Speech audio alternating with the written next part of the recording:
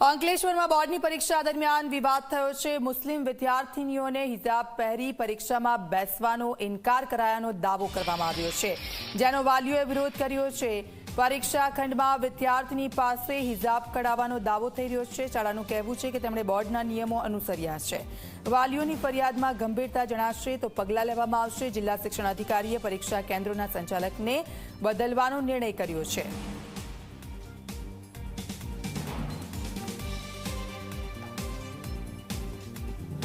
અમુક બાળકોએ આવી રીતે સ્કાર્ફને પહેરેલો, એમને ગેટ ઉપરથી તો ના પાડવામાં આવેલી કે આ તમે વ્યવસ્થિત જગ્યાએ રાખીને ક્લાસરૂમમાં બેસજો, છતાં અમુક બાળકો મળેલા નહીં હોય અથવા એમને ધ્યાનમાં નહીં હોય એટલે એ વિડીયોગ્રાફી કરતા એટલે જોતા ઓપરેટરના ધ્યાનમાં આવતા એમણે સ્થળ સંચાલકનું ધ્યાન દોરેલું કે આ 2-4 બાળકોએ હજી સ્કાર્ફ પહેરેલો છે, એટલે જે 2-4 બાળકોએ સ્કાર્ફ પહેરેલો એમનો સ્થળ સંચાલકે જઈ અને સ્કાર્ફ પોતાની ઓફિસમાં રાખેલા અને જ્યારે સ્કૂલ છૂટી ત્યારે એમને તે પરત કરેલો।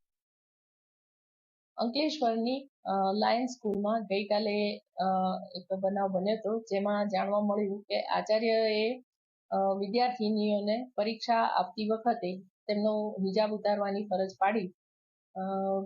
આચાર્ય જોડે જ્યારે ટેલિફોનિક વાત થઈ ત્યારે એમણે એવું કીધું કે વિદ્યાર્થીનીઓની ઓળખ માટે એમણે આ કરેલું છે, પરંતુ બોર્ડની ગાઈડલાઇનમાં પહેરવેશ અંગે કોઈ પર્ટિક્યુલર સૂચના છે નહીં। ભદ્ર પોશાક પહેરીને વિદ્યાર્થી પરીક્ષા આપી શકે એવો નિયમ છે।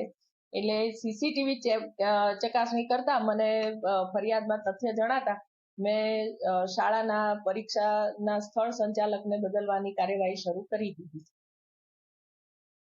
બોર્ડ દ્વારા કેવા વસ્ત્રોને પહેરીને આવવું એવી કોઈ સ્પેશિયલ ગાઈડલાઇન નથી હોતી। વિદ્યાર્થી પોતાની ઈચ્છા મુજબના વસ્ત્રો જે છે એ પહેરી શકે છે।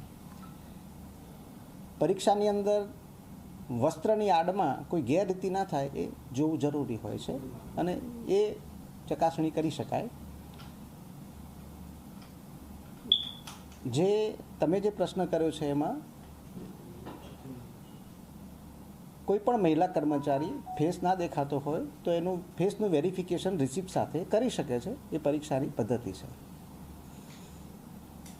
જે કંઈ પણ ઘટના ભરૂચ ખાતે, અંકલેશ્વર ખાતે બની છે એની જિલ્લા શિક્ષણ અધિકારી દ્વારા તલસ્પર્શી તપાસ કરવામાં આવશે અને જે કંઈ પણ હશે એની સામે કાર્યવાહી થશે।